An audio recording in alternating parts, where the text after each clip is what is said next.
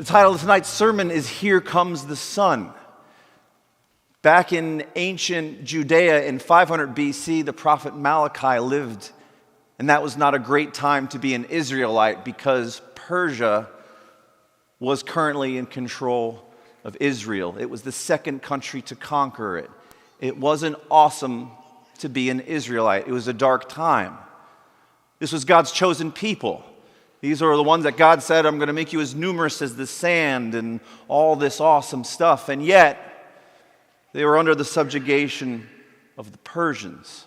And lots of Malachi's contemporaries said very dark things, as you might would under such dark times. In Malachi 1:7, Malachi quotes his contemporaries as saying, the Lord's table is contemptible. Oh, don't eat from that. Oh, can you see? This is our God's table. This is the one that we're going to eat with. No. Malachi 3:14, people said it is vain to serve God. Ever hear the phrase, holier than thou? Have you ever been a hater like me? Sometimes someone's just trying to make their life better, and you're like, what, do you think you're better than me? It's vain to serve God. But maybe the toughest thing that was said that is completely understandable is in Malachi 2:17. Where is the God of justice? People were looking at their situation. They know what they'd been told about God. They know what they were told about themselves. And they were saying, God, you say that you will come and right all the wrongs and heal every hurt and vindicate your people. But that doesn't seem like that's going to happen. In 3:15, it says, evildoers not only prosper, but they put God to the test and they escape. Where is the God of justice? I watched this interview with Neil deGrasse Tyson. He's a very famous smart person, and someone asked him what smart people oftentimes get asked, and that's, do you believe in God? And he responded smartly, I guess. He says, well, they say about God that he is all-powerful and that he is all good. And I really can't prove whether God exists, and I can't really prove if he's all-powerful, and I can't prove if he's good. But I think he's one or the other if he even exists. Because if God's all good, okay, maybe that's true, but look at this world. Look at the blood shed. Look at the suffering. Look at the tears. Look at the death. If he's a good God, then he can't be all-powerful. And he might be all-powerful. I can't prove that. But again, look at this world. Look at the bloodshed. Look at the tears. Look at the death. If God is all-powerful, I don't think he's good. And to me, I hear that, and I hear, where is the God of justice? And it's understandable how this conclusion, what's to the right of the equal sign might be, God, I don't know if he exists. I don't know if he's good or all-powerful or if there's even reason to be hope. And in fact, it seems smart, by judging by what Malachi would say his contemporaries doing, it would seem smart to be cynical. Just go, this is lame. There is no God. And yet Malachi was a man of the times. And Malachi had in his heart, here comes the sun. There is hope that is beyond understanding. The Son of God will make things right. It's understandable that one would look at some things that are negative and then think about what you've been told about God and then arrive at the conclusion that he doesn't exist or he's not good or he's not all-powerful. It's understandable that you'd make that conclusion. I jumped to a couple wrong conclusions as a child. If you ever meet my mother, if you talk to her any longer than 45 minutes, she will tell you her favorite thing about me as a child. And that was this bulletproof plan I had for if she didn't know what we were going to have for dinner. You know, we would be riding in the car, coming home from something, and my mom would be thinking rhetorically out loud, wow, I don't even know what I'm going to do for dinner. And I had the solution, guys. This was a bulletproof plan. The plan went like this. Let's order a pizza! And that was a great idea because everyone in my family liked pizza. So, let's order a pizza. And she would try to poke holes in my brilliant deduction by saying, well, Daniel, we don't always have the money for pizza. And paraphrasing my younger self, I said this, Mom, I understand your worry. Again, paraphrasing. I understand where you're coming from. I would like pizza. Everyone would like pizza, but it costs money, and apparently we don't have enough right now. I've used my eyes and I've used my brain to examine the world around me, including your behavior, and I've noticed there's this building you go to. I think it's called Bank, something like that. Anyway, I've seen you with my own eyes. You walk in, you go up to the teller, you write something on the paper, which is why I should learn to write, Mom. I get it. But you get that, and then you get money, or you go over to the TV screen with the buttons on it, and you push something, and then you get money. So if we need money for pizza, let's just go to the bank. And you know what? I maintain to this day, there's nothing wrong about that plan. Like, everything that I said is actually true. Everything that I've seen actually happens. You go to the bank, you get the money, you give it to the pizza people, you have pizza, and everyone's happy. And it's easy to jump to those conclusions, but there's a bigger context that we forget, and that is easy to forget. See, it's understandable how the ancient Israelites would say things like, there is no God of justice, or where is the God of justice? Because it seems like there's a lot of unjust things happening, and if that's true, well, then maybe God doesn't love us at all. And so, where's the God of justice? Or you might see the things going on in the earth and say, man, I don't know how God could be all-powerful.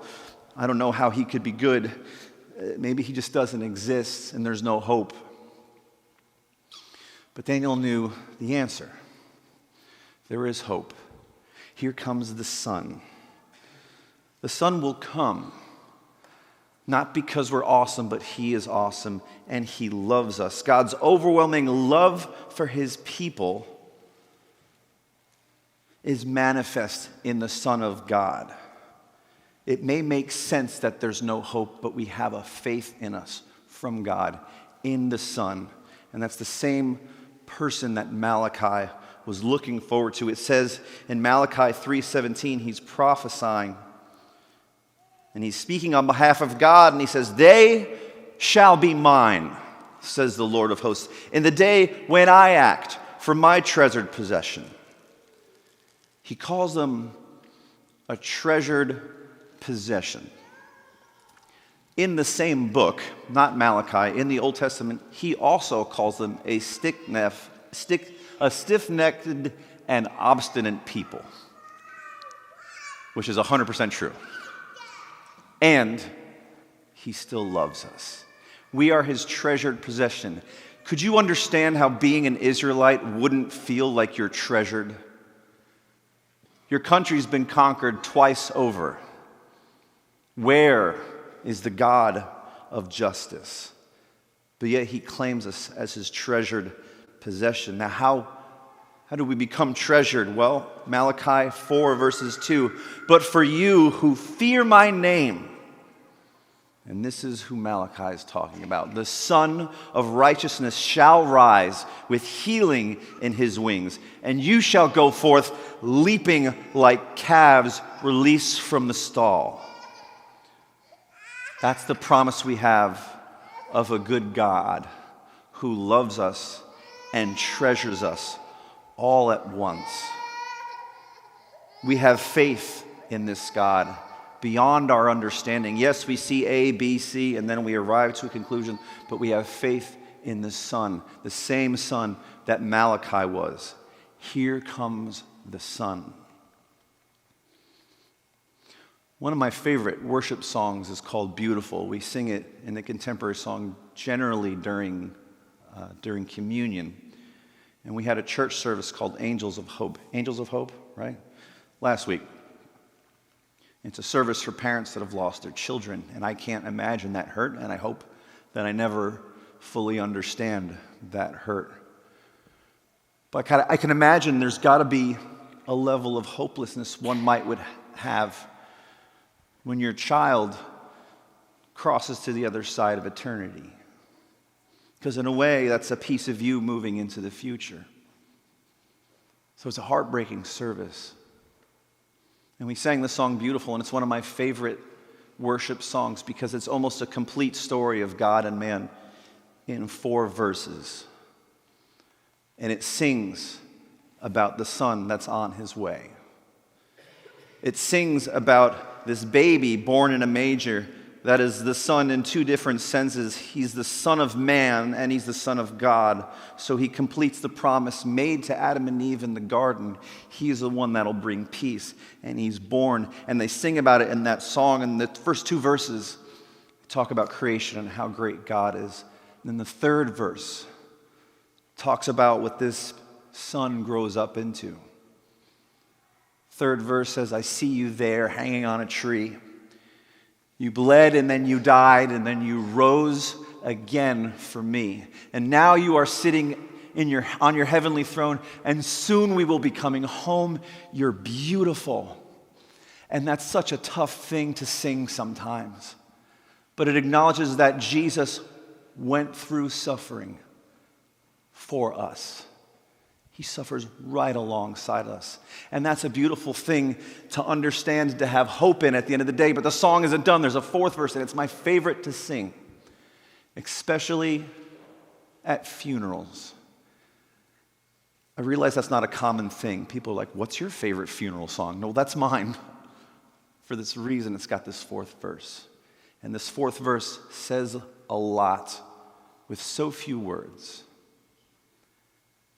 When we arrive at eternity's shore, where death is just a memory and our tears are no more, we'll enter in as the wedding bells ring, and your bride will come together and we'll sing, You're Beautiful.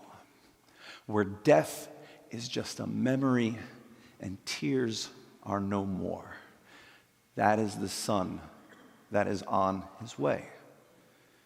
We celebrate the hope that we have in that son. Yes, there's suffering in this world, but there's also hope in the Son of God. There's hope in the second coming of Christ. Malachi says, you shall go leaping like calves released from the stall. And that always makes me chuckle because, again, we jump to the wrong conclusions when we only have a certain amount of facts and we forget the bigger picture. And I'm aware there's people in this room that have probably spent more time on a farm in the last month than I have in my entire life. But I have a hard time picturing calves jumping.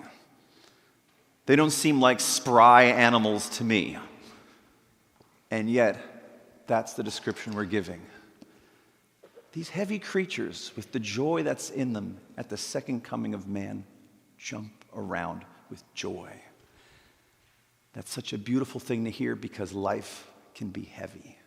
And yet we have a hope that is beyond sin, that is beyond death, and beyond our suffering.